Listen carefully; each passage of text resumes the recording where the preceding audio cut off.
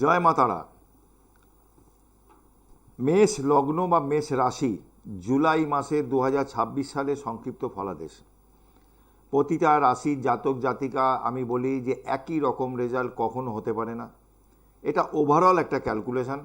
মেষ লগ্ন বা রাশির জাতক জাতিকাদের কীরকম যেতে পারে এই মাসটা, মানে জুলাই মাসটা।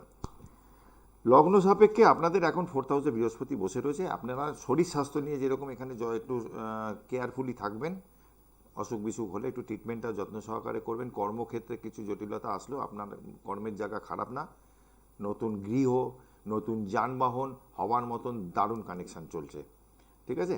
বাড়ি শিফট করতে চাইছেন বা নতুন বাড়িতে যেতে চাইছেন, সব এগুলো কিন্তু ক্লিয়ার হয়ে যাবে, যেহেতু আপনাদের 4th হাউসে উচ্চস্থ অবস্থায় বৃহস্পতি এখন বসে রয়েছে। আচ্ছা, আপনার স্যাটার্ন আপনাদের, শনি আপনাদের বসে আছে দ্বাদশভাবে।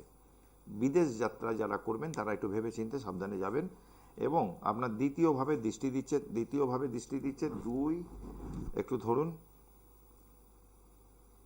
সন্তান নিয়ে একটু টেনশন হতে পারে, নিকট আত্মীয়র সাথে কিছু বোঝাবুঝির অভাব হতে পারে, এগুলো একটু সতর্কভাবে থাকতে হবে। ওভারঅল কিন্তু মেষ লগ্ন বা রাশির জাতক জাতিকাদের জুলাই মাসটা খুব খারাপ নয়। শরীর স্বাস্থ্য নিয়ে বারবার বলছি, একটু সতর্ক থাকবেন।